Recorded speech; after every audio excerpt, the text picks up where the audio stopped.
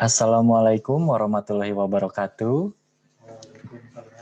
Selamat Waalaikumsalam warahmatullahi baik. wabarakatuh. Selamat sore Bapak Ibu, Akang Teteh semua. Selamat datang kembali dalam acara Ngopi Online bareng MM. Baik. Seperti biasa saya ingin ngecek dulu semangatnya nih, walaupun ini sudah sore gitu ya, tetap kita harus semangat untuk mencari ilmu ya. Baik, ketika saya ucapkan semangat pagi, tolong Bapak Ibu disambut dengan pagi, pagi, dan pagi. Baik, saya coba. Semangat pagi. Pagi. Terima kasih banyak Bapak Ibu semua. Semoga Bapak Ibu semua senantiasa diberikan kesehatan. Baik, untuk acara ngopi online bareng MM kali ini, kita sudah mengundang dua narasumber tentunya dari dosen dan juga dari alumni. Baik, di sini saya akan sapa-sapa dulu. Ada narasumber yang pertama yaitu adalah Bapak Dr. Gadang Ramantoko. Selamat sore Pak Gadang. Selamat sore, Mas Ardan. Kabar Pak? Alhamdulillah baik. Alhamdulillah baik. Terima kasih Bapak sudah menyempatkan kehadirannya pada acara ngopi online kali ini. Baik, di sini juga ada narasumber yang kedua yaitu Bapak Atioko Utomo. Selamat sore Pak Atioko. Selamat sore Pak Ardan. Izin Baik. Bu dosen, rekan-rekan semuanya. Apa kabar Pak? Alhamdulillah sehat. Alhamdulillah baik. Terima kasih. Di sini juga sudah hadir Bu Siska. Selamat sore Bu Siska. Semoga selekas sehat kembali Bu. Dan juga Bapak Ibu, Akang Teteh semuanya, saya ucapkan sekali lagi terima kasih banyak. Baik, di sini nanti kita akan mengupas kali ini mengenai mata kuliah Big Data dan Data Analitik, gitu ya. Nah, kenapa sih? Nanti kita akan kupas gitu ya, mengapa mata kuliah ini menjadi mata kuliah wajib di MMTLU gitu ya. Kenapa harus ada mata kuliah ini, apa yang akan mahasiswa dapatkan gitu ya, apa saja manfaat yang akan didapatkan oleh mahasiswa, dan masih banyak hal lagi gitu yang nantinya akan diberikan sharingnya oleh Pak Gadang dan juga Pak Atioko. Baik, nah tanpa menunda waktu lagi, mari kita mulai saja acaranya, karena seperti biasa waktunya pasti karena banyak yang bertanya nanti selalu mepet gitu ya, jadi langsung aja kita langsung acaranya kita mulai gitu ya Bapak Ibu semua. Baik, untuk mengenal lebih jauh lagi siapa itu Pak Gadang dan juga siapa itu Pak Atioko, mari kita saksikan terlebih dahulu video profile dari Bapak Gadang dan juga Bapak Atioko. Mangga Pak Tias.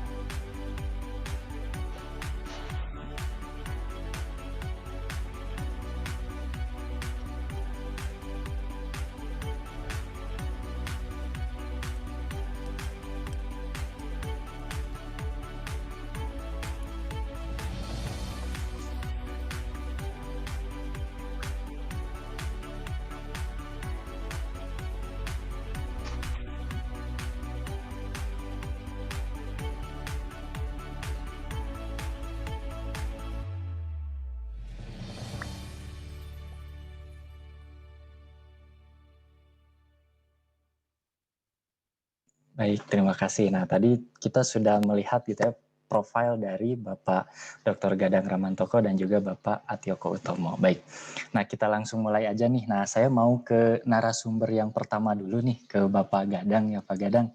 Kita ngobrol nih, ngobrol santai gitu ya Pak, sore-sore Iya. tentang Big Data nih Pak. Nah, sebelum kita jauh gitu Pak mengenai tema yang Bapak berikan kan gitu ya, I can read you gitu ya. Nanti kita akan bahas apa tuh gitu ya. Nah, sebelum ke sana nih Pak Gadang, sebenarnya Big Data itu kita belajar tentang apa sih Pak? Gitu ya. Oh, ya. Saya ngecek dulu ya yang hadir siapa. Jangan-jangan banyak Oh, siap. mahasiswa. Ada Mbak Asno. Mbak Asno ada ada siapa lagi nih? Siapa perempuan? Ya, saya cari yang baru, mata kuliah yang baru lewat. Mbak oh enggak ya. Jadi baru Mbak Asno nih. Jadi yang terakhir mungkin Mbak Asno nih masih juga maki-maki saya terakhir. Pasti. Maki-maki enggak kali Pak, Iya. ya Allah Bapak. Ini ngapain seperti kemarin kan itu apa? Tamunya Bu Maya kan ngapain sih di Big Data kok kita pakai coding-coding gitu ya. Saya mungkin cerita dulu ya. Cerita dulu kira-kira tahun 2005 itu saya bergabung dengan MM. Jadi angkatan Distel pertama itu saya ikut ngajar di situ. Ya, nggak tahu Mbak Asno di mana waktu itu, waktu tahun 2005. Itu saya ini apa suka nguji ya, baca skripsi. Terus skripsinya itu hampir semua itu judulnya adalah pengaruh ini kepada ini, pengaruh ini kepada ini. Saya pikir kok seragam banget ini ya. Jadi seragam banget. Kenapa kok gini ya? Jadi waktu itu saya naif banget. Saya berusaha supaya gimana kalau judulnya itu lebih bervariasi lah. Jangan semuanya judulnya pengaruh itu. Saya nggak sadar itu bahwa sebetulnya judul itu adalah bahwa ciri khasnya social science. Karena saya nggak punya background pendidikan sosial sama sekali. Jadi saya bawa pemikiran saya linear lah ya. Saya sekian puluh tahun itu engineer bener, engineer dulu. Tadi kan ditunjukin juga ini saya, apanya resume saya ya, yang benar-benar sangat linear engineer gitu. Jadi saya nggak ngerti sosial science. Jadi struggle banget saya memahami kenapa gini. Jadi memang itu rupanya kalau nggak menggunakan metode empiris seperti itu nggak bisa diterima sebagai sebuah skripsi yang baik. Gitu. Jadi deskriptif itu dianggap bukan kerjaan skripsi tugas akhir ya, baik itu di skripsi S1 maupun di tesis S2. Makanya gitu. Saya memahami betul, saya lama itu. Lalu saya coba memahami, lalu saya terlibat. Jadi kuncinya itu ya, dari sekian banyak skripsi yang pernah saya baca dan saya uji itu, satu kunci yang mereka kurang itu adalah pemahaman analisisnya. Jadi kurang statistiknya itu kurang sekali. Jadi pada waktu memberikan interpretasi itu ya hanya angkanya saja yang ditampilkan. Tapi cerita di balik mengapa angka itu seperti itu tidak pernah muncul itu. Jadi itu menurut saya kelemahan besar ya, karena harusnya itu kita bisa memberikan interpretasi itu berdasarkan materi yang punya limitasi di situ. Ya, limitasi. Angka-angka itu setelah saya bermain banyak dengan angka itu, rupanya angka itu ilusi ya.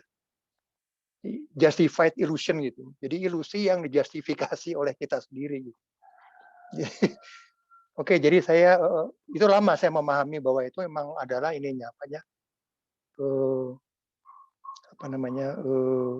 patternnya di social science, terutama sekolah bisnis ya, sekolah bisnis. Lalu ini juga sebetulnya masuk ke data itu juga sebetulnya saya tidak tiba-tiba juga, karena waktu itu Pak Andri itu dia S3 di ITB, Saya tanya, belajar apa Pak di situ Pak? Dia cerita ke saya belajar machine learning. Saya nggak ngerti itu apa machine learning. Baru setelah itu saya masuk ke situ, saya terus sama salah satu dosen kita waktu itu nulis tentang analitik, ya, analitik as a service. Itu muncul tulisan saya pertama di situ, as a service. Habis itu saya lalu tenggelam di situ. Saya tidak menjadi seorang ahli di teknik analitik, tapi saya pengen melihat mengapa analitik itu penting. Dan kalau kita kaitkan dengan bicara model bisnis, itu analitik itu pegang peranan utama. Jadi model bisnis itu bisa macam-macam aja, bisa apa saja ya. Pokoknya di 9 kuadran itu asal kita bisa nyebutin, baik itu di customer segmentation, baik itu di pada waktu kita meng-create value, ya, pada waktu kita membahas tentang channel apa segala macam, itu semua itu bisa kita bahas atau kita proses menggunakan data analitik asal kita concern gitu. Asal kita concern. Nah, kembali kepada mengapa kita jadi penting di situ di MM, itu sebetulnya karena tadi paradigma yang berubah ya. Di awal-awal kan tadi saya cerita pengaruh kayak gitu ya. Jadi di awal-awal itu memang paradigm kita itu adalah namanya di riset itu adalah namanya theory driven research. Jadi kita harus bisa mengembalikan semua itu dalam bentuk teori. Ya, nah, kita tahu kan teori itu selagis itu ya, lama gitu ya. Dari mulai kita pertama kali kita usulkan gitu dan kita buktikan dan kita bisa mengatakan di akhir debat bahwa itu adalah proven gitu, sampai kepada aplikasinya itu mungkin nggak akan pernah ke situ gitu. Padahal kita kan di sekolah bisnis gitu. Di sekolah bisnis kita tuh kan banci ya. Master bukan, tapi MBA juga bukan gitu. Jadi banyak sekali muncul ide-ide yang berasal dari sisi praktis. Jadi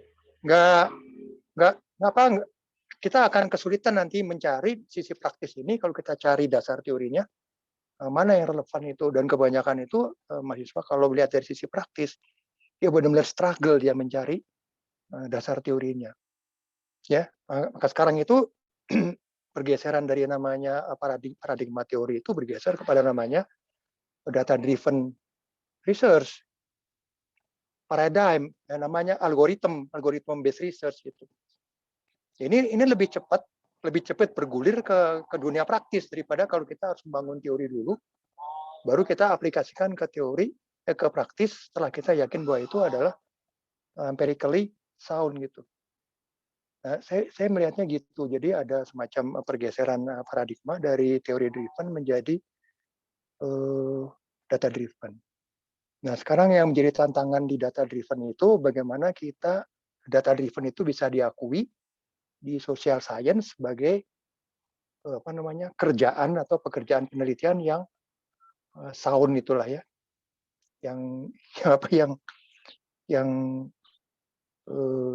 Kalau dari sisi prosesnya itu kan berasal dari informatika ya, teknologi informatika.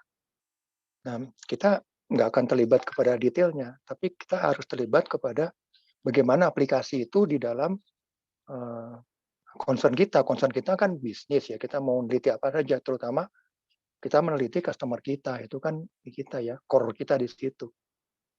Nah, itu kenapa muncul akhirnya tagline itu, Mas Ardan, I can read you. Karena akhirnya pada ujungnya itu adalah kita itu membaca customer kita gitu. Mau pada waktu teori driven, mau sekarang, itu kita membaca customer kita. Itu yang berada di ujung paling sana ya, di paling hilir itu yang mau kita capai kan itu customer kita. Tapi itu juga bisa diaplikasikan dalam dalam value chain proses dalam satu perusahaan di mana saja. Selama itu social science berarti dia tentang manusia ya. Manusia itu akhirnya bottom line-nya itu adalah kita membaca dia gitu. Mau pakai kuesioner, mau kita baca menggunakan data eksternal apa segala macam, intinya adalah itu. Begitu Mas Ardan. Nanti kita Ya, bahas kenapa itu nanti jadi penting ya. ya, baik Pak Gadang. Nah, jadi tadi karena ada pergeseran paradigma gitu ya Pak Gadang, sehingga ada munculnya mata kuliah ini gitu ya. Nah, jadi sebenarnya apa sih Pak nilai lebih bagi mahasiswa gitu Pak? Kalau dilihat dari mahasiswanya, apa yang menjadi nilai lebih itu buat mereka? Bagi yang mahasiswa ini kan pasti ada yang lebih ke riset mungkin ya, ada juga yang ke praktisi mungkin. Nah, nilai lebihnya itu ketika kita belajar tentang big data ini, kalau di sisi riset seperti apa? Mungkin lebih diperjelas Pak gitu. Kalau bagi mahasiswa yang nantinya lebih ke praktisi gitu, seperti apa Mangga Pak? Ya. Saya mungkin bisa share sebentar ya, 5 menit gitu ya. Mangga. Saya share aja ya. Saya cobain share dokumen Microsoft mana screen ya. Screen, start now. Mudah-mudahan saya masih punya materinya. Nah ini. Kelihatan ya Mas Adan ya? Sudah terlihat Pak. Nah ini saya mau memperlihatkan di mana kita dalam sebuah menggunakan framework ya. Jadi ini saya giniin. Nah ini kan yang kita kenal biasa ya, rekan-rekan yang pernah kuliah. Xiaomi-nya di stop dulu. Kadang Xiaomi-nya di stop dulu Pak. itu berisik banget, ampun keras banget. Papa Alti, itu saya dilihat Papa Alti malu saya ini. Ini kornya Papa Alti di sini. Nah di sini kita mulai di sini ya. Ini yang saya ceritain yang teori driven research itu. Kita kan, nah ini yang saya merahin ini. Jadi kita prosedurnya kan gitu, kan prosesnya kayak gini ya. Kita kan ini yang kata kuncinya di sini pada waktu kita menggunakan framework ini adalah yang namanya survei data ini. Datanya kita dapatkan dari cara kita melakukan koleksi primary data. Jadi kita kolek gitu ya, Ya, apa kita usahakan supaya kita bisa mendapatkan data sesuai dengan framework yang kita bangun, yang menjadi hipotesis di sini untuk menjawab pertanyaan di sini nih. Pasti pertanyaan kita gitu ya. Nah, semua itu kita harus bisa menjawab menggunakan dasar teori, atau kalau itu belum ada berarti kita juga mengusulkan mungkin sebuah tambahan konsep itu ya dalam sebuah teori yang sudah terbangun supaya kita bisa menjawab pertanyaan kita. Ya. Teori itu kita verifikasi, kita buktikan itu supaya orang lain yakin ya. Karena kita sendiri udah yakin ya, atau mungkin belum juga ya. Nah, kita biasanya gini. Sekarang kita geser ya. Kita geser ke data driven. Data driven itu intinya sama saja, mirip-mirip saja kita menjawab pertanyaan. Cuman bedanya cara kita mendapatkan datanya itu berbeda. Ya, kita tidak menggunakan teknik survei, tidak menggunakan kuesioner, atau kalau eksperimen mungkin yang menggunakan eksperimen seperti kalau kita melakukan diagnosis atau menguji obat di kesehatan atau apa gitu ya, kita nggak menggunakan itu. Tapi kita menggunakan data yang kita capture dengan cara berbeda. Tapi intinya sama. We capture you gitu. Ya, siapa saja yang jadi objek penelitian kita itu kita mau capture dia gitu. Sesuai dengan variabel-variabel yang ada dalam framework kita. Kita capture, kita ukur gitu ya. Inilah ukuran dia gitu. Kalau kita mau melihat perilaku kelompok, ya kita kelompokin berapa sampel 200 orang gitu ya. Maka kita berharap bahwa dia berperilaku seperti yang kita modelkan ya di framework yang kita gunakan untuk menguji hipotesis, kita modelkan dan dia berperilaku seperti itu. Itu harapan kita. Nah, cara capture-nya yang berbeda. Sekarang kita kalau menggunakan teori driven itu capture-nya kita menggunakan teknik yang seperti ini.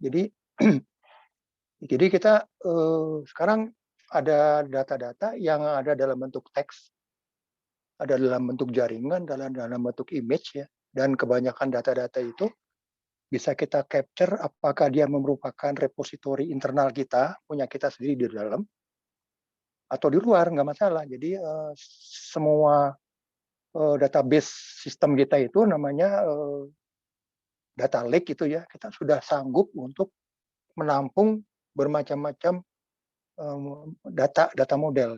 Nggak hanya data model, bentuk datanya juga bermacam-macam. Jadi intinya itu adalah data capture-nya yang berbeda. Jadi kita menggunakan bermacam-macam media yang bisa kita gunakan untuk bisa mengcapture objek yang kita itu kan apa yang kita diskusikan. Dan itu size-nya sangat besar sekali. Ya, makanya kita kenal dengan namanya big data. Big data di data driven tadi itu di teori driven kebanyakan kita melakukan sampling ya, karena ya mungkin pada saat itu ada keterbatasan dari computing power. Selain itu juga mungkin ada keterbatasan juga kita mendapatkan data jutaan, akan melakukan research berapa tahun mungkin ya data jutaan. Itu fenomenanya sudah hilang, kita belum selesai melakukan research mungkin kayak gitu. Kalau di sini itu kita bisa capture dan itu sekaligus jepret gitu. Ya. Nah sekarang, nah kita pengalaman ya, kita juga kerja dengan timnya Mas Satyoko. Sekarang itu pada waktu kita mengajukan pertanyaan, belum tentu data itu tersedia karena dia itu harus berada dalam electronic repository kita gitu. Belum itu data itu tersedia. Ya. Tapi kalau data itu tersedia, pertanyaannya adalah kalau data itu kita sudah punya, pertanyaannya itu data itu buat apa? Nganggur aja di situ gitu. Nah kita mau monetize data. Ya kita membuat supaya data kita punya value.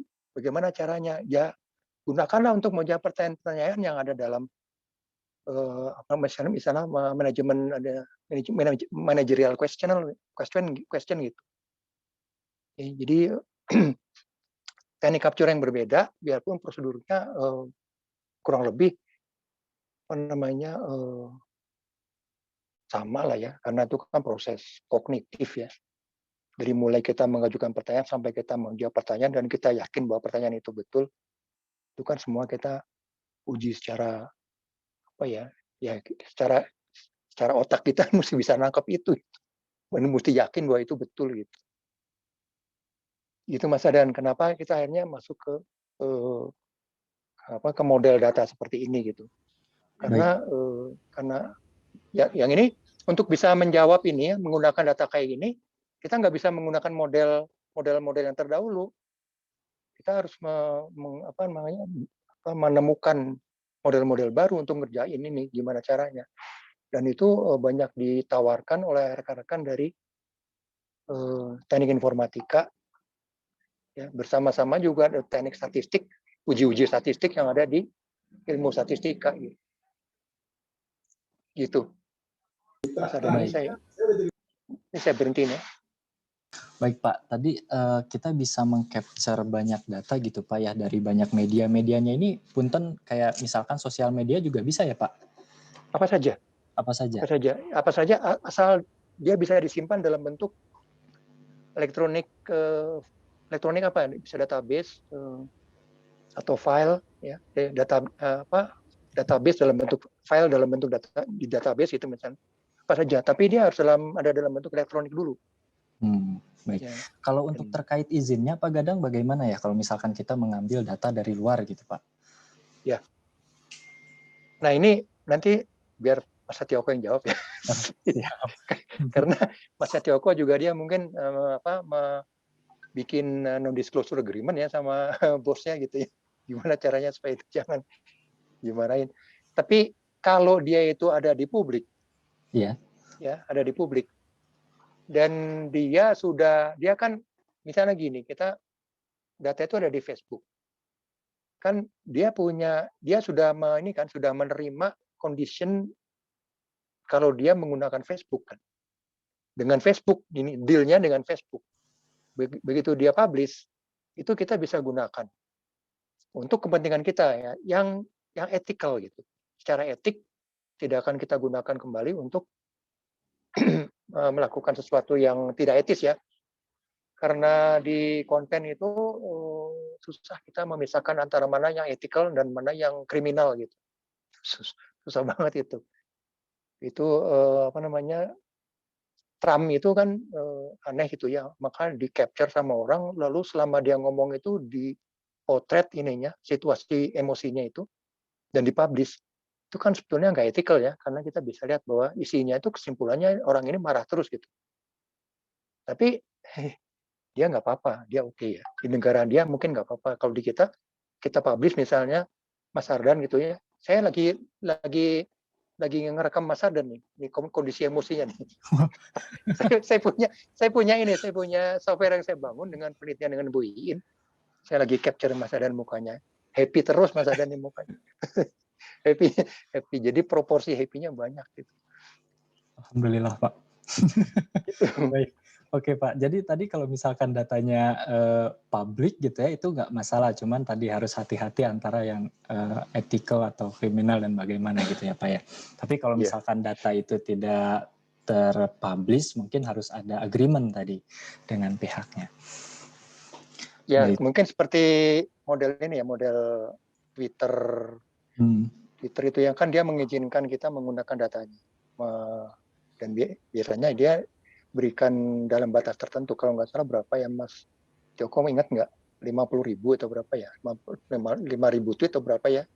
Tapi Facebook udah tidak mengizinkan. Dan semua di bawah Facebook seperti Instagram, WhatsApp itu kayaknya mengikuti aturannya Facebook. Dulu kita bisa mengcapture Facebook ya. Sekarang saya kesulitan mengcapture Facebook. Jadi mesti minta izin kayaknya khusus gitu. Oke, baik, siap Pak Gadang. Oke, nah ini sekarang kita mulai masuk nih Pak ke tagline-nya gitu Pak, I can read you gitu ya. Nah, maksudnya ini apa sih Pak Gadang gitu ya? I can read you bisa bagaimana nih Pak Gadang terkait dengan big data ini? Oke, jadi saya boleh share lagi nggak ya? Silakan. Saya share lagi. Saya share lagi ya. Saya share lagi. Mana tadi ada ini ada. Nah, ini saya share sebentar ya. Saya share lagi nih. Screen ya. Start now. Nah, saya cari dulu mana dokumennya tadi. Nah ini. Kelihatan ya Mas Adan nih? Siap, sudah terlihat Pak. Nah ini.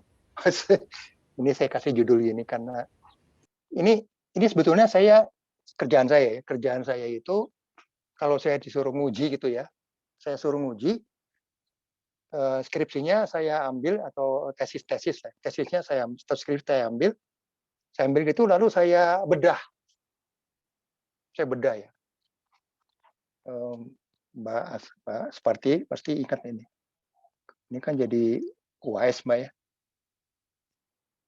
yang ini saya berikan sebagai ujian ujian akhir di kelas Big Data. Jadi untuk ini menggunakan text mining. Jadi saya tangkap skrip itu saya tangkap ya. Lalu saya segmentasi gitu sesuai dengan ininya, dengan isinya gitu. Saya segmen aja. Jadi halaman pernyataan, jadi kontennya halaman itu saya ambil, kontennya kata pengantar saya ambil, konteksnya abstrak saya ambil ya. Abstrak, daftar isi segala macam gitu ya, saya ambil daftar segala macam gitu ya, segala macam gitu ya. Pokoknya seberapa detail kita mau kita bisa ambil. Jadi skripsi itu ya, skripsi itu begitu semuanya gitu. Atau ini yang detail ya, makanya saya kasih nama ini namanya adalah simulasi untuk detailnya gitu, detailnya. Atau kalau enggak saya pelajari aja per bab. Saya buat segmentasi per bab, saya ambil bab 1, bab 2, bab 3 saya ambil, saya pelajari gitu ya. Saya ambil bab 1, bab 2, bab 3. Nah, di sini saya hanya ngambil bab 1 saja. Kenapa bab 1? Biasanya kalau bab 2 dan bab 3 itu banyakan udah tulisannya orang lain. Ya, kebanyakan itu kenapa? Textbook kalau bab 2 bab 3 ya Pak ya. Bab 2 bab 3 itu biasanya apa namanya, copy paste gitu ya. Kopi pasti, iya. Ambil ceplok dan biasanya kita nggak terlalu rewel juga. Kalau nguji kalau bimbing biasanya nggak terlalu rewel, ya udahlah, asal jangan dipublikasikan aja. Kalau nanti authenticate-nya nanti penuh dengan warna-warni gitu. Tapi kalau ini bab 1, bab 2, bab 3 itu masih tulisnya ada sendiri dan bab 4 masih kata-katanya dia sendiri sama kesimpulan. Tapi saya ambil bab 1 aja. Bab 1-nya pun dengan catatan dia tidak copy paste juga ya. Karena banyak juga yang copy paste sih karena ngambilnya dari misalnya dari news artikel bahasa kayak gitu ya. Ya. Lalu saya ini kayak gini ya. Misalnya kayak gini. Saya baca pendahuluannya aja. Baca pendahuluan itu ya. Kertek semua gitu ya. Saya baca ini semua, saya capture gini ya. Ini tulisannya dia, saya capture nih. Saya capture tulisannya dia. Terus ya, lalu saya bedah nih berapa token itu apa word ya. Berapa word ya, masing-masing per bab tuh berapa word ya. Jadi saya bedah-bedah gitu. Pokoknya saya bedah, tapi nggak terlalu halus lah ya. Ini karena ini masih per bab gitu. Saya lihat ini. Saya jadi dapat statistiknya dia. Jadi ini kebetulan ini salah satu bimbingan saya ya. Bimbingan saya lihat dia nulis apa sih. Saya coba ya. Lalu dia menggunakan berapa vocabulary. Jadi bimbingan saya itu total vocabulary yang dia buat mungkin sekitar 2000-an itu ya. Tapi total huruf yang dia gunakan itu total kata yang dia gunakan itu sekitar berapa nih? 10 ribuan itu ya. Ya, 10 ribuan itu. Lalu dia menggunakan berapa kalimat sih dalam pendahuluannya. Jadi saya punya statistiknya dia. Ini memberikan saya gambaran apa? Saya belum memberikan gambaran saya apa-apa di situ. Ya, belum memberikan gambaran apa-apa. Cuman pada waktu kita mau ya, saya jadi tahu. Sebentar, ini terlalu panjang ya karena saya ini HTML sebenarnya jadi jauh banget. Ya, sebentar ya, ini panjang banget. Nah, tapi saya juga bisa mendapatkan gambaran dari dia menggunakan kata-kata apa saja. Dari sini aja saya bisa mengambil summary ya. Jadi summary tentang apa yang dia tulis di bab 1. Ya, tentang ini. Ini kan summary dia nih, karena saya ngambil aja ini berapa nih? 20 kata yang paling top itu yang sering dia gunakan. Saya udah dapat summary-nya dia. Ini dokumen frekuensi matriks ini kebetulan yang ini. Ini berdasarkan jumlah katanya. Lalu saya buat juga seberapa saya kasih visualisasi gambar kayak gini lah ya.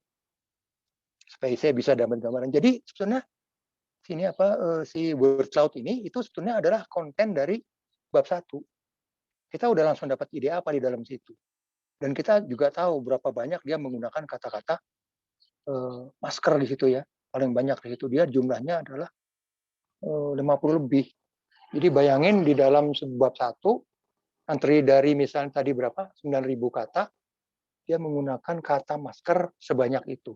Kita bisa lihat proporsinya. Jadi kita bisa belajar kalau kata itu sering diucapkan orang itu seperti apa gitu ya. Orang itu seperti apa. Nanti saya melakukan ini untuk banyak dokumen ya. Sehingga saya bisa memprofil orang. Ya, si ini gimana, si ini gimana, si ini gimana gitu ya, memprofil orang. Itu yang saya kerjakan tapi saya belum bisa mengambil kesimpulan apa-apa ya. Ya, saya belum bisa mengambil kesimpulan apa-apa. Kemudian saya bikin lagi juga untuk yang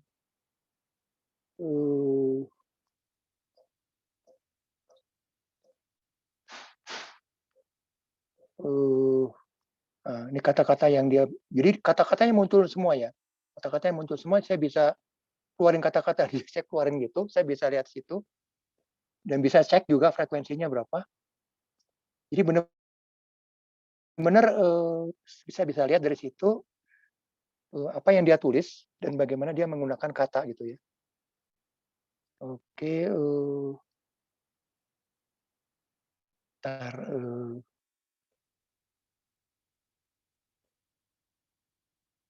bentar ya. Eh, Nah, ini apa yang top dia ya, top dia.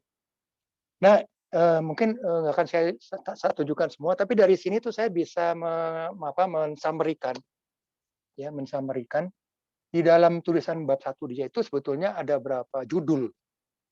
Yaitu sebetulnya ada berapa judul. Jadi kalau dia mengatakan bahwa di dokumen saya bab 1 itu saya punya 3 judul yang saya bahas, saya bisa buktikan apakah ada 3 judul yang dibahas atau enggak gitu. Secara ini ya, secara analitik ya, secara analitik bisa saya lihat. Jadi saya bisa mengatakan bahwa sebetulnya apa yang dia katakan itu adalah mengulang-ulang kata saja, tapi sebetulnya tidak ada yang spesifik yang menjelaskan secara konsep gitu ya tentang apa yang dia sebut sebagai namanya subtitle tadi itu. Ya, jadi gimana kita bisa kalau dia padat gitu ya, kalau dia padat itu pasti kata-katanya meaningful, nggak akan muncul berkali-kali, tapi dia penting ya, penting di dalam subjudul itu sendiri gitu. Ya, ini kan agak banyak kemana-mana ya. Jadi mudah-mudahan jangan marah ya mahasiswi saya nih karena saya kritik itu. Makanya tadi saya kasih judul gitu kan ya. Your critic is a jerk gitu. Ya, ya inilah ya. Oke, akhirnya dari sini saya bisa membaca berapa topik dianya, berapa topik dia, dan saya bisa menulis, bisa mengambil kesimpulan apakah bab 1 itu punya sentimen nggak? Di sini ada nggak ya? Banyak kali ya. Saya bisa saya bisa keluarkan leksikografinya ya. Saya bisa keluarkan leksikografi. Kita bisa belajar leksikografi dari dokumen dari tulisannya dia. Saya juga bisa melihat kata-kata dia itu apa saja yang muncul, ya. Lalu bisa memunculkan juga topik-topik. Berapa topik kalau menurut tulisan ini, kalau menurut si software ini di bab 1 dia ada 4 topik. 4 topik. Nah, kita lihat aja 4 topik itu bisa menjelaskan problem statement-nya dia enggak.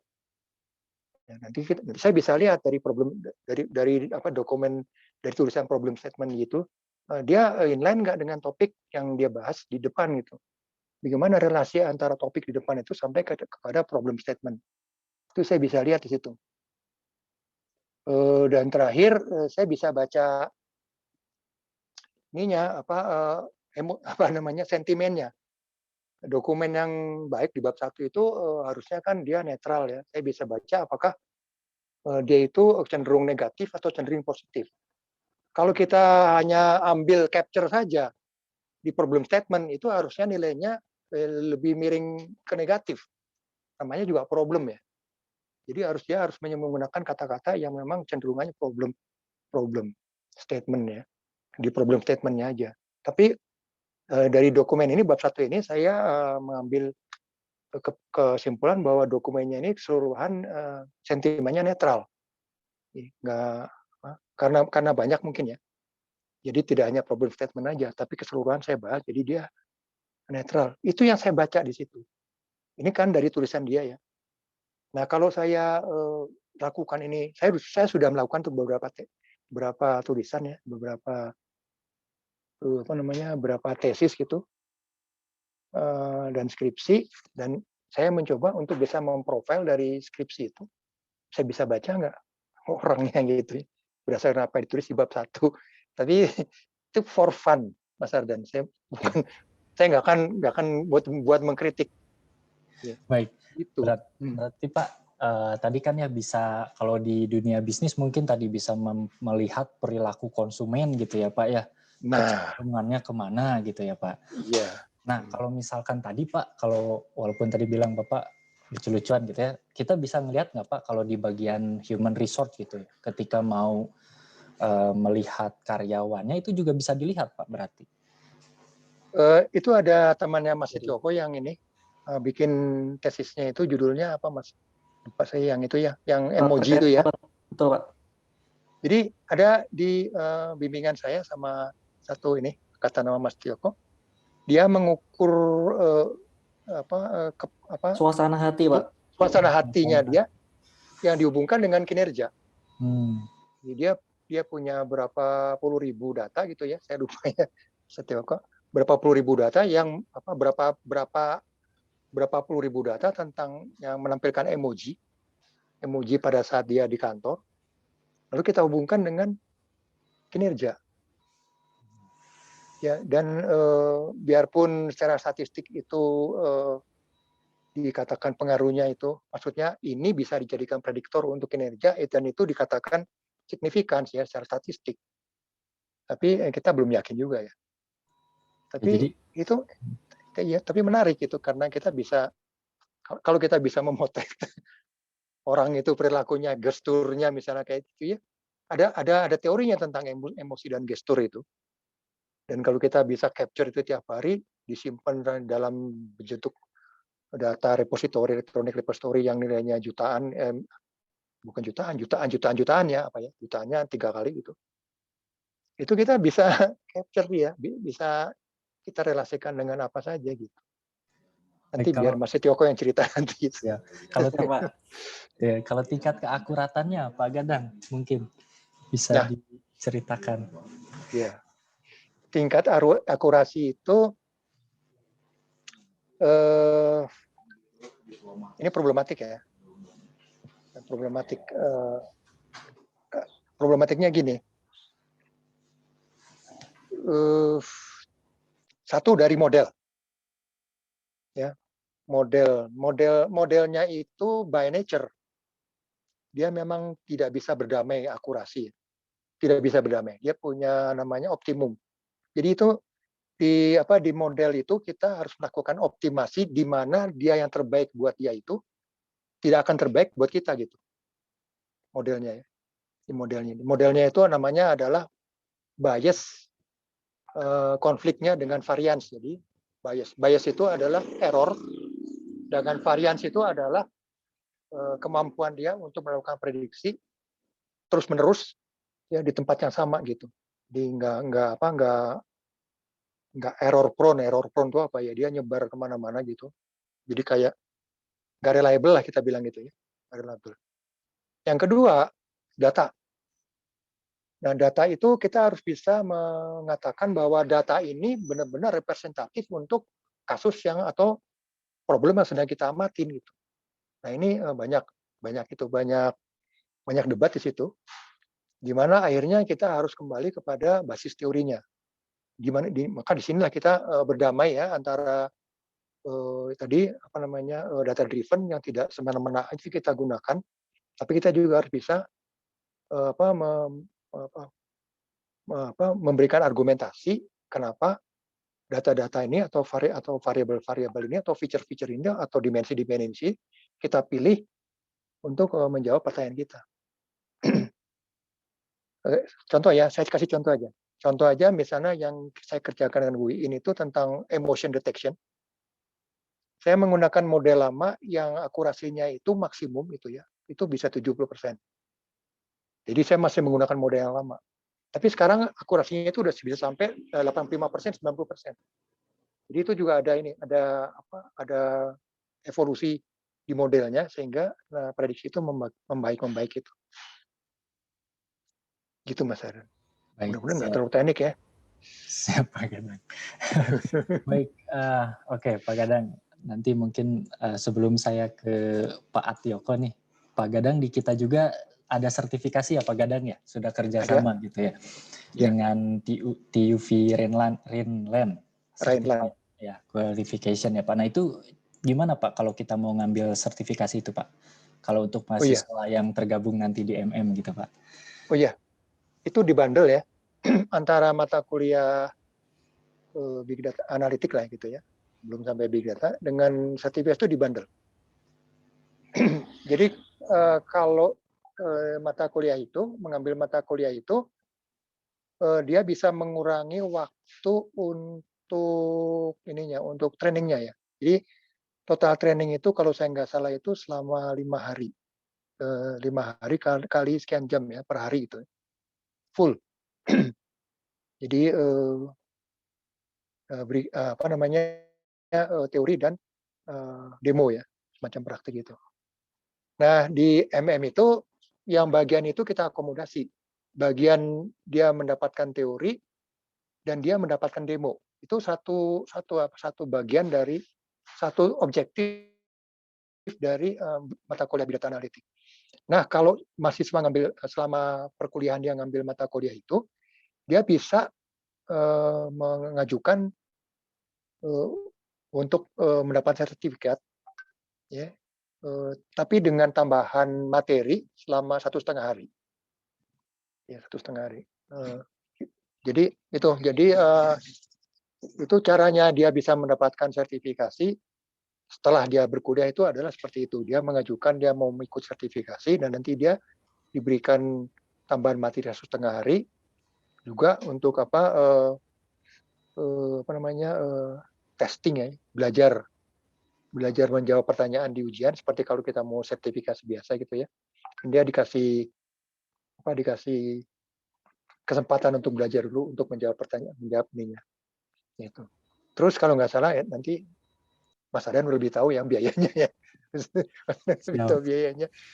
Nah, objektif yang kedua itu yang kita inginkan itu adalah kemampuan mahasiswa untuk mengaplikasikan apa yang kita bahas di MM, terutama dalam risetnya. Atau kalau nggak dalam risetnya, ya dia mentalitas itu dibawa ke kerjaannya. Jadi sekian lama ini ya kita kerja dengan korporasi dulu ya, kita sebenarnya target kita itu adalah mengakuisisi itu menginjeksi teknik-teknik monetize data itu ke dalam pribadi-pribadi dari mahasiswa kita yang ada di perusahaan. Saya udah ngerjain itu sejak tahun 2012, di mana kita men-challenge data mereka itu value-nya apa gitu ya. Begitu mereka kuliah di kita, mereka kembali, mereka harus bisa melihat data mereka itu value-nya apa. Ngapain disimpan kalau nggak punya value ya. Menemuin database saja gitu. Itu. Baik, terima kasih Pak Gadang. Tadi kita udah ada sertifikasi kerjasama ya gitu Pak, bisa menghemat waktu gitu ya dan juga tentunya biaya gitu ya. Jadi kalau misalkan Bapak Ibu nanti bergabung dengan MMTLU terus gitu ya, ingin mengambil sertifikasi ini, tentunya tadi bisa hemat waktu dan juga biaya. Yang diambil bisa sekitar 4 juta ya Pak Gadang ya. Gitu. Kalau misalkan kita sebagai mahasiswa MM, nah ini benefit buat Bapak Ibu mahasiswa yang tergabung di MMTLU gitu. Dan juga di MMTLU sudah punya yang namanya Lab Big Data gitu ya Pak Gadang. Kita kerjasama dengan Big Box gitu. Nah mungkin tadi Pak Gadang cerita juga bahwa datanya juta-juta gitu ya Pak. Mungkin kalau pakai laptop sendiri nggak kuat gitu ya Pak, makanya kita punya lab gitu ya Pak untuk membantu para Bapak Ibu mahasiswa untuk mengolah datanya mungkin gitu ya Pak. Iya. Baik Pak Gadang, saya mau ke Pak Atyoko dulu nih. Tapi jangan kemana-mana ya Pak. Nanti ada tanya jawab dari Bapak Ibu peserta gitu. Baik, saya mau beralih dulu ke Pak Atyoko nih, Pak Atyoko. Baik, Pak Atyoko nih sekarang kesibukannya di AP2 ya Pak ya? Betul Pak Ardan. Sekarang masih di AP2. Oke, baik. Boleh diceritakan sedikit mungkin terkait dengan kesibukan Bapak di AP2? Oke, mungkin izin nanti saya juga mungkin ada sedikit share screen gitu ya, sekitar 5 menit lah mungkin. Tapi di awal saya mungkin akan banyak bicara dulu gitu ya. Jadi kalau saya kebetulan sekarang posisi ada di organization development. Tadi mungkin sedikit sudah dilihat di slide yang tadi ditampilkan sebelumnya. Jadi memang fokus di kami itu sebenarnya terkait masalah kompetensi manajemen, workforce planning, organization design, job evaluation, sama job analysis. Saya sudah di situ sekitar 6 tahun lah seperti itu. Nah, mungkin juga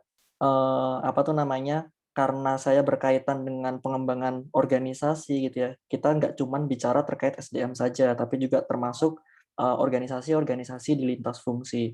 Nah, mungkin izin Pak Ardan, saya langsung relate kepada yang kaitannya sama big data atau seperti apa?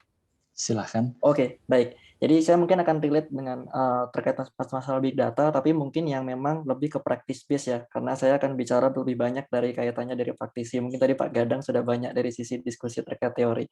Jadi mungkin izin kaitannya dengan bandar udara sebetulnya sama dengan industri. Industri itu sekarang sampai ke 4.0. Bandara pun juga sudah sampai ke 4.0. Jadi bandara di 1.0 atau airport 1.0 itu fokusnya masih pas pada saat zaman dulu mensupport dari sisi Perang Dunia Kedua. Landasannya masih ngerumput, pesawatnya masih propeller. Airport yang 2.0 itu sudah masuki pesawat jet. Boeing sama Airbus sudah mulai masuk, terus habis itu pesawat jet sudah mulai masuk, pengembangan runway secara rigid sudah mulai masuk. Kemudian airport 3.0 itu muncul konsep airport itu sebagai airport city. Jadi airport itu sebagai sentral untuk mengembangkan menjadi sebuah kota. Jadi dulu ibaratnya airport itu ada karena kota, sekarang dibalik di airport 3.0. Airport itu membuat sebuah kota. Nah, itu suatu ekosistem yang memang dicanangkan di airport 3.0. Nah, kemudian kita bicara airport 4.0, di mana memang sudah arahnya ke IoT, yaitu smart airport. Jadi penggunaan data itu sangat penting. Tadi seperti disampaikan sama Pak Gadang, saya setuju sekali, Pak. Data itu penting dan data itu harus digunakan. Karena dengan adanya data, proses pengambilan keputusan itu bisa berdasarkan insight-insight yang didapatkan. Jadi quote and quote bukan bersifat kualitatif, lebih bersifat kuantitatif. Karena data itu sekarang dengan data analitik bisa kita storytelling-kan. Jadi data itu bisa kita olah sehingga muncul sebuah storytelling yang bisa memacu pengambilan keputusan. Jadi itulah yang memang memacu sebuah industri gitu ya, khususnya perusahaan di sisi airport itu mulai menerapkan yang namanya smart airport. Nah, kalau dari sisi SDM juga sebetulnya karena kebetulan saya lama di SDM gitu ya, sudah sekitar 8 tahun saya di SDM, kaitannya dengan kompetensi yang sekarang tren yang memang dibutuhkan kompetensi itu adalah terkait masalah data science sama data analitik. Itu mahal sekali. Semua perusahaan butuh itu, makanya AP2 juga berbondong-bondong kemarin menyekolahkan kita gitu ya. Karena kebetulan saya mendapatkan program beasiswa ke Telkom University, khususnya ke yang data analitik seperti itu. Jadi sekarang perkembangannya sudah ke sana, artinya ke depannya ini akan semakin banyak lagi apa-apa yang memang bisa di-manage dari si data analitik atau big data itu sendiri. Jadi itu sekilas terkait masalah big data di AP2. Kebetulan kami juga punya project bisnis terkait masalah digital airport yang memang fokus terkait masalah itu. Kebetulan juga ini rekan-rekan dari yang apa tuh namanya rekan-rekan saya yang di AP2 yang dulu kuliah di AP2 dan atau yang sekarang masih menempuh tesis itu juga join, Pak Gadang dan Pak Arda izin mereka pada join di sini. Tadi Pak Trisna juga yang tadi di-relate sama Pak Gadang terkait masalah tesisnya yang berdasarkan emoji ini juga hadir. Nanti kalau misalnya pas pada saat ada waktu bisa juga sharing. Nah, mungkin izin lagi gitu. Jadi saya akan mencoba menyampaikan gitu ya aplikasinya big data itu seperti apa, aplikasinya data analitik itu seperti apa. Mungkin saya akan menyampaikan dari beberapa proyek yang kebetulan saya masuk di dalam timnya gitu ya. Tadi seperti yang disampaikan di awal kan ada proyek yang memang sedang saya pegang gitu ya. Mungkin saya akan sedikit cerita mungkin sekitar 5 menit saja. Ada sebuah slide yang memang akan menggambarkan peran data di pengambilan keputusannya perusahaan seperti itu. Mungkin saya izin share screen. Jadi ini adalah project yang pertama mungkin akan saya share sedikit ya. Jadi ini kaitannya sama Field Service Management atau biasa kita singkat Viera. Viera ini fungsinya apa sih? Ini adalah sebuah aplikasi atau sebuah tools yang memang sudah kita kembangkan sejak Juni tahun 2020 pasca pandemi. Jadi pas pada saat pandemi itu menghantam industri airport, kita itu tidak bisa memprediksi berapa sih pergerakan penumpang yang akan muncul di bandara gitu ya. Apakah memang resource kita yang ada di bandara itu relate dengan pergerakan penumpang. Jangan sampai nih awalnya pergerakan penumpang itu 1.000, tiba-tiba yang datang cuma 100, tapi kita masih mendeploy orang yang sama. Jadi jumlah orang yang kita tempatkan di bandara itu masih sama. Nah, dengan Viera kita memanfaatkan data masa lalu, kita menggunakan time series gitu ya untuk kaitannya dengan prediksi traffic. Kita bisa memprediksi berapa sih jumlah kebutuhan orang per shift, per hari, bahkan per jam. Jadi ini sebuah aplikasi yang sudah kita rilis. Ini di bulan Juli tahun ini, di awal Juli kemarin, kita sudah launching versi advance. Jadi nanti mungkin akan saya sedikit ceritakan secara singkat saja. Jadi aplikasi ini, yang pertama kita bisa memprediksi penumpang. Yang kedua kita bisa menghitung jumlah kebutuhan SDM per shift per jam. Kemudian kita bisa melakukan proses jadwal dinas secara otomatis gitu dengan menggunakan algoritma. Makanya di handphonenya rekan-rekan sekarang di operasional, khususnya di fungsi airport security, itu sudah ada jadwal dinas mereka. Mereka harus datang kapan, di posisi tugas yang mana, pada jam berapa. Itu sudah bisa terekam di sini. Kemudian, karena kita mengintegrasikan banyak aplikasi di dalam si Viera, jadi Viera ini sebagai platform integrator, kita bisa mendapatkan banyak informasi atau mendapatkan banyak data yang masuk gitu ya. Jadi let's say katakanlah sekarang seperti ini, para komandan rekan-rekan airport security di lapangan. Airport security itu adalah pengamanan yang di lapangan yang biasanya melakukan proses body scanner atau melakukan proses masukin ke X-ray. Nah, di sini dia bisa merekomendasikan berapa jumlah X-ray yang harus dibuka dalam satu satuan waktu dalam per jam. Jadi pas pada saat ada kondisi delay, ada saat kondisi pesawat itu early atau tiba-tiba muncul pergerakan penumpang yang secara tiba-tiba, sistem akan blinking menyampaikan informasi kepada komandan di lapangan untuk segera membuka jalur baru. Dan itu estimasinya 2 jam atau 3 jam sebelum hal itu terjadi, kita sudah predik. Jadi para komandan di lapangan sudah bisa melakukan proses mobilisasi rekan-rekan yang ada di lapangan untuk segera mengisi posisi-posisi tugas yang nanti kemungkinan ada penumpukan massa atau ada penumpukan orang. Dan semua itu dikendalikan oleh sistem. Rekomendasinya diberikan oleh sistem, pengambilan keputusannya tetap dilakukan orang. Sehingga nanti para officer yang memang masuk ke dalam fungsi airport security itu akan mendapatkan notifikasi by handphone. You have been moved to, Anda dipindahkan ke posisi tugas yang mana pukul berapa. Jadi ini adalah yang sudah kita create, ini sudah teraplikasi pilot project di Terminal 3 internasional maupun domestik dan juga di publiknya Terminal 3 Internasional Soekarno-Hatta. Jadi inilah penggunaan data khususnya untuk operasional. Ini yang pertama. Yang kedua mungkin saya akan sedikit cerita terkait masalah tesis gitu ya. Jadi tesis ini agak lumayan challenging gitu karena memang bicaranya adalah data analitik yang saya sebelumnya belum pernah ngutak-ngatik terkait ini gitu. Nah, karena memang data analitik itu sangat luas gitu ya. Kebetulan saya juga ada di SDM, saya kemarin mengambil fokus ke arah people analytic gitu. Jadi karena kebetulan tadi seperti disampaikan sama Pak Gadang, kita harus mengeksplor data yang kita punya itu apa sih gitu. Kebetulan karena saya dekat dengan data SDM, saya gunakan data SDM. Namun pas pada saat pengembangannya nanti nggak menutup kemungkinan kita bisa menggunakan banyak data. Nah, di people analytic memang banyak pilarnya ya. Namun kemarin waktu pas pada saat di tesis saya masih fokus di talent acquisition. Jadi bagaimana cara menyeleksi seseorang. Jadi ini ceritanya adalah kita itu mau meng-capture profil orang pas pada saat mereka itu hanya memasukkan CV. Jadi pas pada saat CV-nya mereka itu masuk, berapa persen dia bisa diterima di AP2. Jadi kita menggunakan data-data untuk rekrutmen eksternal ya gitu. Jadi pas pada saat kita mengumpulkan sebuah data, datanya ada banyak sekitar 17.000 orang. Satu orang itu mungkin ada sekitar 20 feature atau ada 20 kolom. Jadi tinggal dikalikan aja ribuan data yang kita olah. Dari data tersebut kita bisa meng-capture cuman dari CV ya, ini ada 3 step. Pas pada saat hanya dari CV, orang itu berapa persen bisa diterima di AP2 tingkat kecocokannya. Dan yang kedua, nanti pas pada saat sudah dilakukan proses psikotes, berdasarkan dari hasil psikotesnya, berapa persen dia nanti masuk ke AP2. Terus habis itu kalau keseluruhan proses seleksi itu sudah sudah dilakukan, berapa persen dia bisa masuk ke AP2. Ini saya contoh lihatkan mock-up-nya. Ini nama backend-nya Tania kalau di kami, Talent Acquisition Analytic Assistant. Ini prosesnya, jadi kita ada prefase, ada fase 1 itu kita membuat model untuk seleksi administrasi hanya by CV, yang kemudian yang fase kedua kita menggunakan potential test sebagai feature atau data tambahan untuk melakukan proses seleksi, dan yang terakhir kita menginput semua proses seleksi, baik ada interview, ada tes kesehatan dan segala macam, kita inputkan menjadi model seleksi. Ini adalah cerita tesis saya kemarin, ini contoh mock-up-nya. Ini saya skip. Nah ini, cuman dari CV, nanti dengan data analitik atau dengan people analytic yang kemarin saya coba create di tesis, kita bisa memunculkan yang namanya pass rate.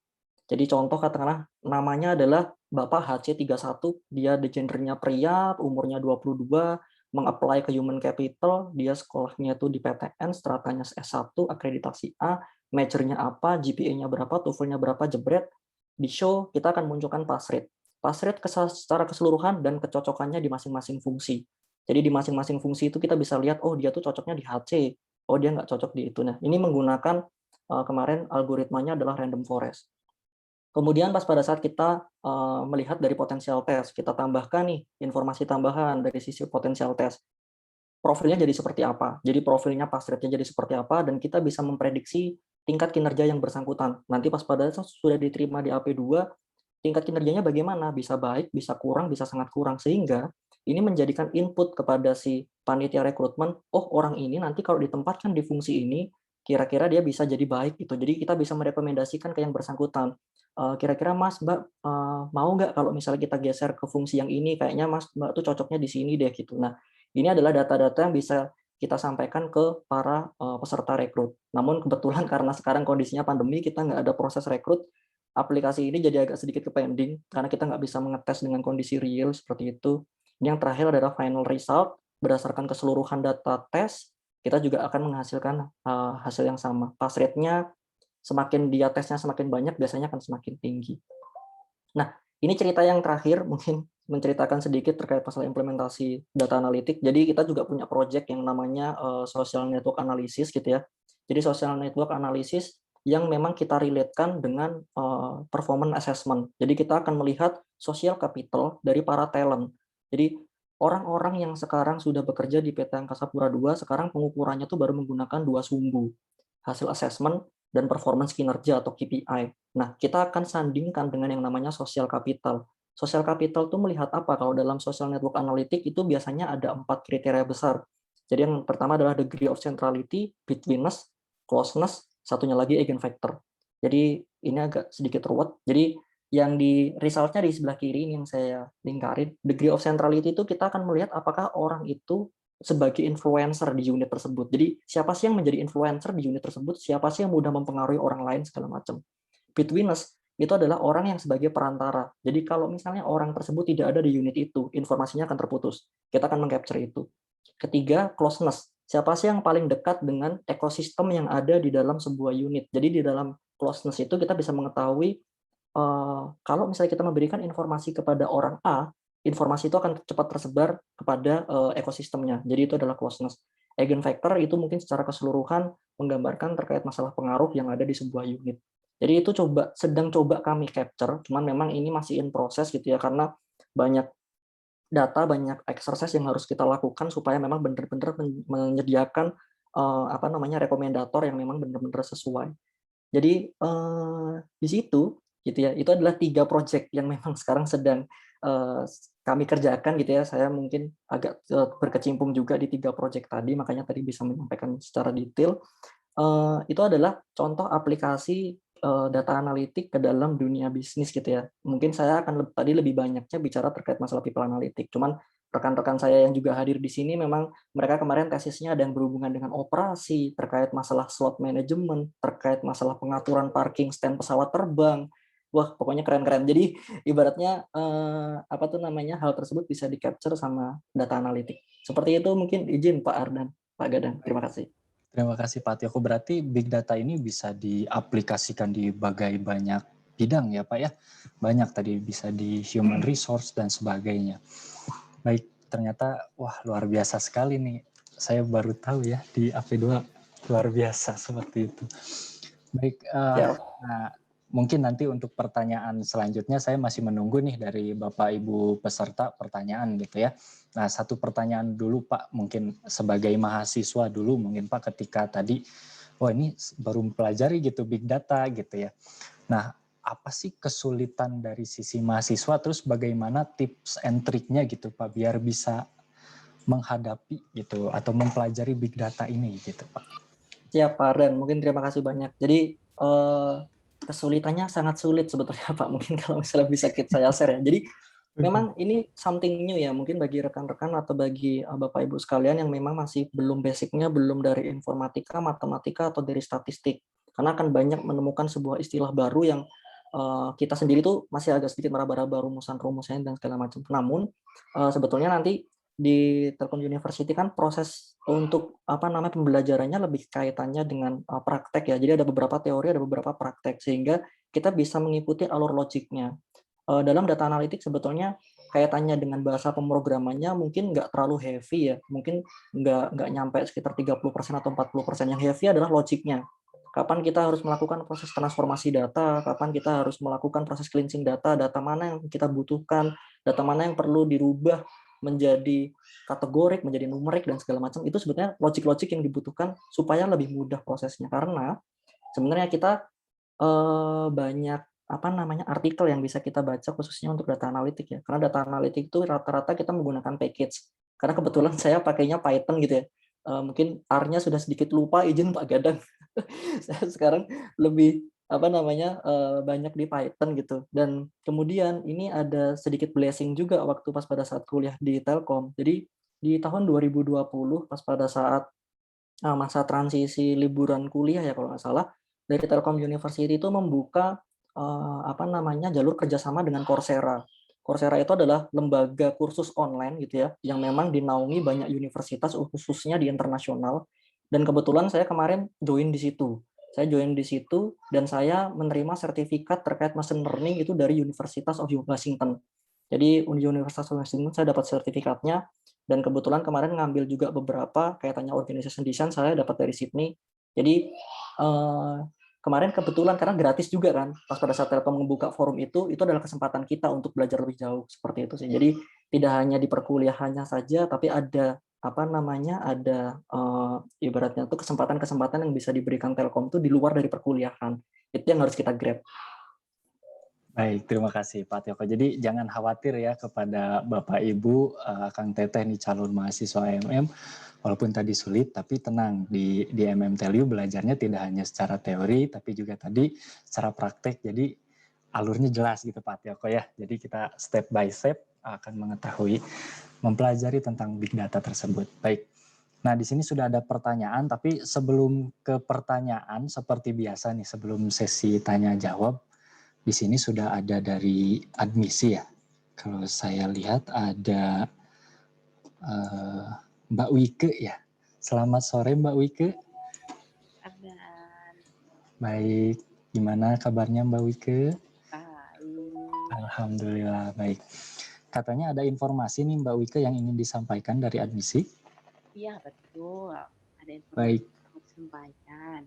Ya baik, kalau begitu waktu dan tempat kami persilahkan. Punten biasa Mbak Wike maksimal 10 menit. Siap. Bangga. Halo, selamat siang Ibu, Bapak, Akang Teteh. Perkenalkan, saya Wike dari Direktorat Pemasaran dan Admisi. Di sini saya pengen memperkenalkan tentang produk kita, tentang Pascasarjana ya. Sebentar, saya share screen dulu. Nah, muncul ya. Sudah Mbak. Di sini Telkom University punya program Pascasarjana. Barangkali ada Ibu Bapak Akang Teteh yang pengen melanjutkan ke jenjang selanjutnya. Banyak hal ya, kalau tadi kenapa harus melanjutkan ke jenjang Pascasarjana. Tadi ada mungkin ingin lebih spesialis, ada juga yang untuk investasi, ada yang untuk mengejar karir, banyak hal ya. Nah, kalau di sini sendiri program studinya sekarang ini ada 8 program studi. Ada manajemen dengan akreditasi A, informatika juga A, lalu ada teknik industri dengan akreditasi B, teknik elektro dengan akreditasi A, lalu ada magister forensik digital dan keamanan cyber, akreditasi baik, dan ada 3 prodi baru, ada manajemen PJJ yang perkuliahan jarak jauh ya, yang full online 100%, ada magister desain, lalu ada magister sistem informasi. Nah, kalau untuk di magister manajemen sendiri ini, ada konsentrasi apa aja sih? Kita punya 6 konsentrasi, yaitu ada digital business strategi, corporate finance, digital marketing, digital talent management, finance teknologi, dan ecopreneurship. Nanti kembali lagi Ibu Bapak pengen mengambil pendalaman yang mana, mangga silahkan. Lalu kalau untuk biayanya sendiri, per semester itu kita ada 3 kelas nih, ada reguler, eksekutif, dan blended. Reguler 13.500.000, eksekutifnya juga sama 13.500.000, lalu ada blended 15 juta. Kalau untuk biayanya sendiri, kita hanya biaya per semester ya Ibu Bapak, nggak ada untuk biaya SDP 2, uang awalnya tidak ada, pokoknya hanya biaya per semester saja. Nah, kalau untuk jalur masuk S2-nya, kita punya 3 jalur. Ada fast track, kalau fast track ini S1, S2 ditempuh dalam waktu 5 tahun tanpa tes. Jadi ketika semester 6, kalau di sini ada masuk tingkat akhir, semester 6, mendaftar, nanti semester 7, 8, include dengan belajarnya bareng ya, S1 semester 7 ditambah dengan S2 semester 1. Nah, itu masih free selama masih status menyandang status mahasiswa S1. Nanti kalau sudah selesai S1, sudah semester 8, di semester selanjutnya baru bayar. Jadi bayar itu di semester 3 S2. Nah, lalu ada juga yang direct track. Direct track ini S1, S2 langsung tanpa tes. Lalu ada regular track, ini bisa kapan aja diambilnya, tapi memang ada syaratnya yaitu tes. Nah, kalau untuk kelas perkuliahannya sendiri, kita ada reguler. Ini itu untuk tatap muka yang di weekdays, lalu yang ada yang eksekutif, tatap mukanya di weekend, ada blended learning, tatap mukanya kita campuran. Jadi ada yang online dan tatap muka. Lalu ada juga yang full online, yaitu yang PJJ. Nah, kalau untuk yang PJJ ini yang full online baru ada untuk yang magister manajemen ya. Nah, di sini kalau ada alumni berkesempatan untuk memiliki beasiswa sebesar 50%. Biaya per semesternya kita dapat potongan 50% di semester pertama saja. Nah, kalau semester selanjutnya gimana? Kalau semester 2 dan selanjutnya, jika IP semesternya minimum 3,76. Syaratnya apa aja sih? Alumni yang maksimum lulusan 2 tahun terakhir, IPK-nya kalau untuk non-teknik minimum 3,5, kalau untuk yang tekniknya 3,25. Nah, syarat pendaftarannya apa? Syarat pendaftarannya jelas, harus ada ijazah S1. Kalau untuk alumni, kalau misalkan ternyata baru ada SKL nih, belum keluar ijazah, enggak, boleh bisa digunakan. Transkip nilai, sertifikat TPA, lalu ada sertifikat TOEFL, ITP atau IPRT, rekomendasi perusahaan, rencana tesis, serta mengikuti wawancara. Khusus untuk prodi yang teknik, ada mengikuti tes potensi keahlian. Nah, kapan nih kalau mau mendaftarnya? Kita sebetulnya sudah running untuk pendaftarannya. Pendaftaran itu akan ditutup sampai dengan 6 Agustus. Nanti kelulusannya di tanggal 26 Agustus, perkuliahannya di 20 September. Nah, tadi kan ada syarat untuk TPA dan TOEFL. Ini kita juga memfasilitasi ada setiap bulan di akhir bulan biasanya. Nah, kalau untuk mendaftarnya gimana? Mendaftarnya mudah.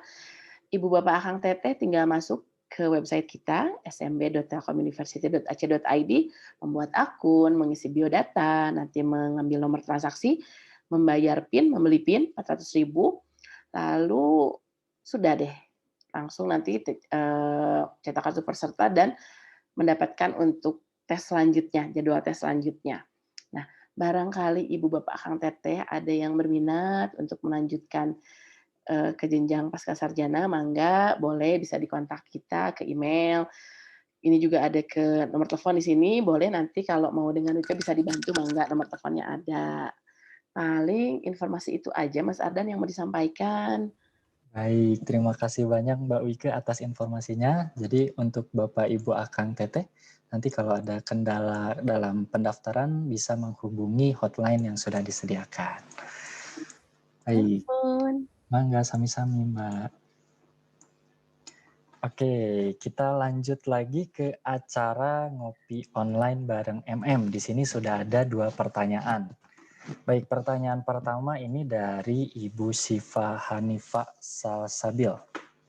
Ini pertanyaannya mungkin untuk Pak Atioko. Bagaimana tingkat adopsi karyawan terhadap aplikasi Viera? Apakah ada penolakan dari karyawan karena kesulitan dalam menggunakan aplikasi atau sudah terlalu nyaman dengan keadaan sebelum menggunakan aplikasi Viera? Mangga Pak. Siap, terima kasih Pak Ardan, terima kasih Bu Siva atas pertanyaannya. Jadi ini memang challenge ya untuk kaitannya pada saat kita membuat sebuah tools baru atau mekanisme baru yang memang merubah pola kerja atau merubah kebiasaan dari mereka bekerja. Jadi itu merupakan challenge. Sehingga memang kemarin pas pada saat kita membuat aplikasi baru ini khususnya Viera gitu ya, kita melibatkan rekan-rekan dari change management. Jadi di AP2 khusus ada yang menangani terkait masalah change management, sehingga faktor-faktor apa, resiko-resiko apa yang memang nanti akan muncul pas pada saat kita melakukan proses perubahan sesuatu, itu bisa diantisipasi di awal. Nah, memang aplikasi yang waktu pas pada saat kita create ini, karena memang kebetulan kan kita diburu waktu ya, itu tidak mungkin langsung serta-merta sesuai dengan kebutuhan rekan-rekan semuanya di lapangan seperti itu. Jadi pasti akan banyak masukan, pasti akan banyak kritikan. Justru malah masukan dan kritikan itu menjadi power booster buat kita bersama untuk semakin memperbaiki aplikasi. Jangan sampai pas pada saat kita sudah terlena, aplikasinya yang penting sudah terimplementasi, tapi kita nggak pernah mendengarkan suara mereka, itu malah justru aplikasi itu lama-lama tidak akan digunakan. Jadi justru aplikasi atau sebuah tools atau sebuah mekanisme yang kita banyak kritikan, artinya itu masih ada minat dari rekan-rekan di lapangan untuk menggunakan aplikasi tersebut. Jadi jangan khawatir pas pada saat dikritik terus habis itu kita cheat, jangan. Justru malah karena mereka mengkritik kita, artinya mereka masih mau menggunakan aplikasi itu. Pak, tolong dong diginiin, Pak, ini masih kayak gini, kenapa nggak mudah sekali ya? Nah, artinya mereka tuh pengen sesuatu yang lebih mudah. Yuk kita sama-sama perbaikin. Justru malah seperti itu. Baik, terima kasih. Jadi kritikan itu justru akan memperbaiki gitu Pak Tirko ya. Membangun lebih baik lagi. Baik, terima kasih. Lalu selanjutnya ada pertanyaan dari Pak Amin. Baik. Pertanyaannya adalah izin bertanya terkait dengan data yang diambil. Karena tadi dibahasnya data kebanyakan diambil dari sosial media atau sejenisnya yang memang di open source. Lalu bagaimana dengan data yang ada di network? Karena secara default-nya mungkin sangat jarang data di network yang open source. Contoh kasus sederhana, seandainya kita melakukan sniffing dan record pada suatu jaringan ToonTelU, di mana di network tersebut salah satunya terdapat juga email atau username dan password yang digunakan untuk login di jaringan Toon itu sendiri. Kemudian data tersebut kita gunakan untuk membuat suatu big data yang kemudian diolah menjadi rekomendasi berdasarkan kegiatan yang sering mereka lakukan. Misalnya menjadi kegiatan marketing. Apakah itu diperbolehkan? Nah, Mangga, Pak Gadang mungkin bisa menjawab pertanyaan dari Bapak Amin. Wah, Mas Amin ini ngasih enigma nih ke kita nih. Mas Amin. Hadir Pak. Ya, lihatlah wajahnya. Belum 1 bulan kita pisah. Iya Pak. Saya pengalaman tuh. Ya, pada waktu mau bikin dashboardnya Telyu untuk badan scorecard, kita ambil dari database-nya Telyu ya. Saya nggak tahu perkembangannya sekarang ya, tapi pada waktu itu kita kesulitan dikasih API sama dia. It's okay, jadi bisa ya, intinya bisa. Tapi masalahnya apakah bisa digunakan oleh orang luar? Nah itu itu saya nggak bisa jawab tuh karena mesti minta izin sama siapa sekarang ya? Siapa? Kalau dulu sih sama Pak Hilvan sih Pak di Sispo, tapi itu juga dulu saya sempat nyobain Pak, cuman memang nggak secara izin gitu loh Pak. Jadi karena kan sebenarnya kalau di kampus itu kita bisa terhubung langsung ke jaringan Toon kampus ya Pak. Iya bisa. Nah ketika terhubung dengan jaringan Toon kampus itu kan sebenarnya kita bisa melakukan sniffing ke jaringan itu sendiri gitu, di mana data-data kalau Anda lihat ya. Betul, di mana data-data mahasiswa di jaringan itu kan lalu lalang gitu Pak, si ini Ya, itu sedang makanya. melakukan apa gitu. Ya, Nah makanya dulu nilai-nilai bisa berubah gitu kan. Iya betul Pak. Masa sekarang masih gitu? Dulu ada ininya, ada apa namanya caloknya. Masa sekarang masih gitu sih? Kurang tahu sih saya juga Pak. Dulu saya sempat nyobanya karena waktu itu juga memang di network tersebut tidak dilakukan enskripsi apapun gitu Pak. Jadi data input ya yang sederhananya sebelum kita masuk ke jaringan Toon itu kan kita masukin username sama passwordnya ya Pak, yang ya, karena gitu. Kita langsung masuk ke database ya. Betul. Nah kalau seandainya kita masukin itu aja kan harusnya kalau seandainya bagus dari si sekuritasnya harusnya nggak jadi plain text gitu ya Pak, si passwordnya tersebut misalnya. Enggak. Nah, yang di jaringan Telyu itu dulu sih berupa plain text aja gitu, jadi nggak disensor dari sama WiFi sekali. juga bisa. Betul Pak, itu saya nyobainnya dari WiFi aja, capture WiFi. Ternyata datanya banyak juga gitu dalam satu jaringan yang sama tuh. Wow, ini ternyata bisa dapat ini gitu. Nah, sekarang udah nggak bisa lah. Sekarang udah data warehouse kalau nggak salah ya. Oh, udah dipisah berarti ya, Pak? Udah data warehouse. Jadi Anda bisa minta API. Oh, Cuman bisa minta API. saya pengalaman saya ya, tapi ini mungkin zaman dulu ya. Itu satu record aja tuh. JSON itu ya bisa bisa bermenit-menit gitu lah ya. Jadi karena nggak disediain ini, nggak sediain apa namanya, kayak data mart gitu ya. Kalau dia nyediain data mart kan bisa langsung cepat gitu. Tapi dia nggak. Tapi gini, intinya sih kalau itu merupakan proyeknya siapa gitu ya bisa. Tapi kalau Mas Amin misalnya minta itu untuk itu, mungkin bisa cerita nanti diskusi sama Bu Siska ya. Bu Siska kan juga sekarang mau masuk ke database itu ya, Oke. data warehouse-nya. Mesti minta izin kayaknya. Oke. Jadi mungkin kalau ada pengantar dari Prodi atau dari Mas Ardan itu bahwa ini untuk apa gitu, saya kurang tahu.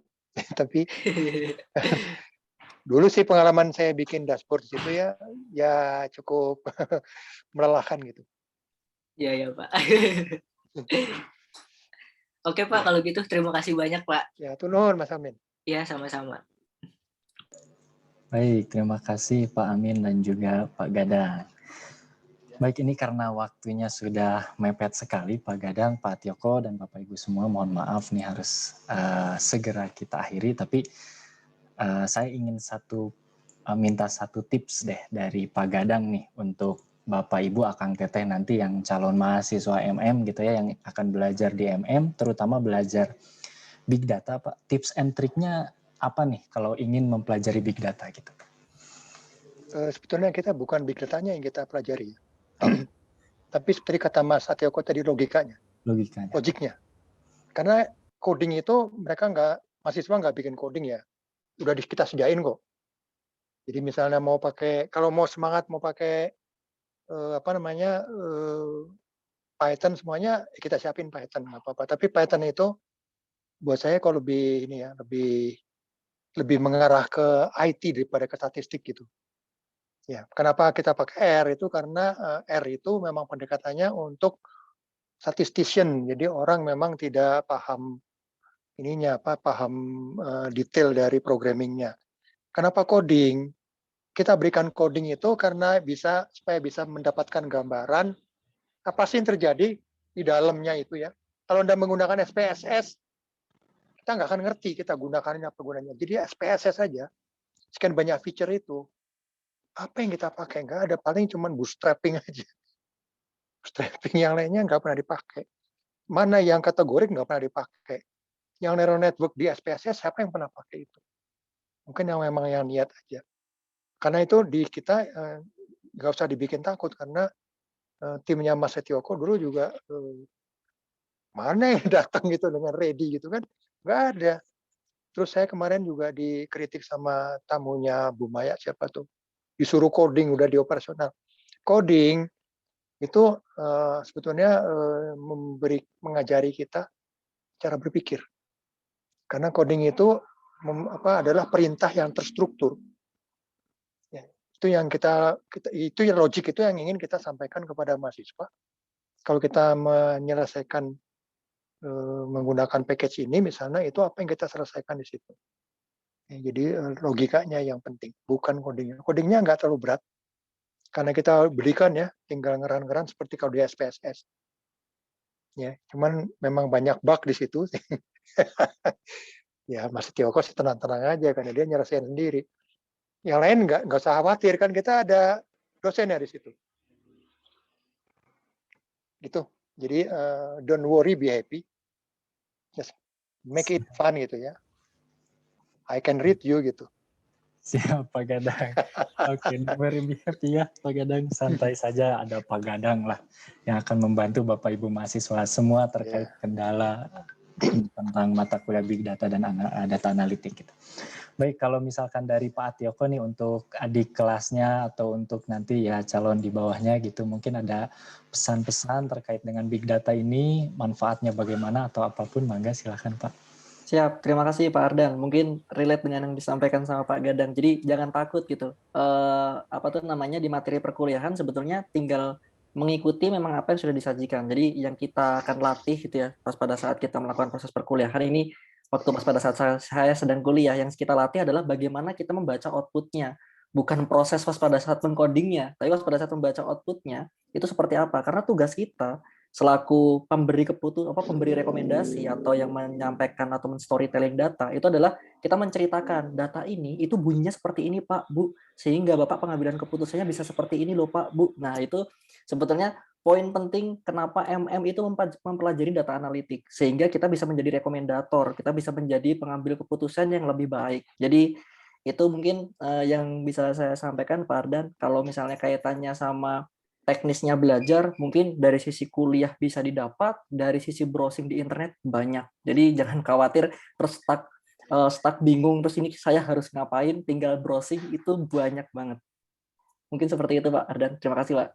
Baik, terima kasih banyak Pak Gadang, Pak Atiako sekali lagi atas sharingnya bersama kami di acara Ngopi Online bareng MM ini. Mohon maaf sekali karena waktunya sudah tinggal 1 menit lagi gitu ya, jadi harus kita akhiri gitu. Nah ini untuk bagi para penanya, ini Ibu Siva dan juga Pak Amin, silahkan mengirimkan nomor yang terhubung dengan link aja ke saya di kolom chat secara pribadi saja. Ada sedikit hadiah bagi Ibu Siva dan juga Bapak Amin. Baik, terima kasih sekali lagi Pak Gadang, Pak Atioko, Bapak Ibu semua. Sebelum kita akhiri, seperti biasa kita foto bareng dulu nih. Ya, walaupun kita tidak berjumpa gitu ya, setidaknya kita bisa berfoto bersama juga di virtual. Baik, di sini ada 4 slide ya. Baik, kita foto dulu Bapak Ibu semua, silahkan untuk membuka kameranya. Untuk slide yang pertama, 1, 2, 3. Slide yang kedua, 1, 2, 3. Slide yang ketiga, 1, 2, 3. Dan slide yang terakhir, 1, 2, 3. Baik, terima kasih banyak Pak Gadang, Pak Atioko atas ilmunya, atas sharingnya, dan juga Bapak Ibu semua atas kehadirannya. Terima kasih banyak. Jangan lupa minggu depan masih ada acara Ngopi Online bareng MM. Jadi Bapak Ibu, Akang Teteh yang masih penasaran dengan apa aja sih di MM Tele itu gitu ya, ngebahas apa aja, silahkan menghadiri di acara Ngopi Online bareng MM minggu depan. Mohon maaf apabila ada salah-salah kata. Saya akhiri acara kita kali ini. Assalamualaikum warahmatullahi wabarakatuh. Waalaikumsalam. Terima kasih Mas Adan, Mas Terima kasih Pak Ardan, Bu Siska, terima kasih banyak. Rekan-rekan yang lain, terima kasih. Izin live ya. Mangga, untuk Bapak Ibu peserta jangan lupa mengisi link untuk mendapatkan sertifikat. Everything you do, it reminds me what I love you and I wish you loved me the same. I wish you did the same, like we were kids again. Yeah, yeah, the way you did when we were kids. Yeah, that's all we really were, doing what we thought we had to do to make it work. Didn't know how to start, but we promised we would love another, never break the heart. Sad, yeah, that's all I really am. Put myself together, try to learn to love again. Not that simple, yeah, I tried. Pick the pieces up, but they scatter out in time. Looking back on better days, never makes me feel alright like it used to. Make me feel alright like you used to. When I was happy and I knew you loved me the same. I wish you did the same, like we were kids again. The way you did when we were kids. Yeah, that's all we really were, doing what we thought we had to do to make it work. Didn't know how to start, but we promised we would love another, never break the heart. Sad, yeah, that's all I really am. Put myself together, try to learn to love again. Not that simple, yeah, I tried. Pick the pieces up, but they scatter out in time.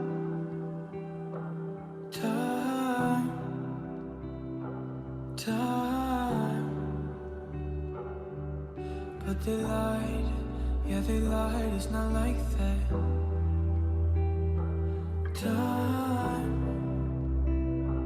time, oh, time.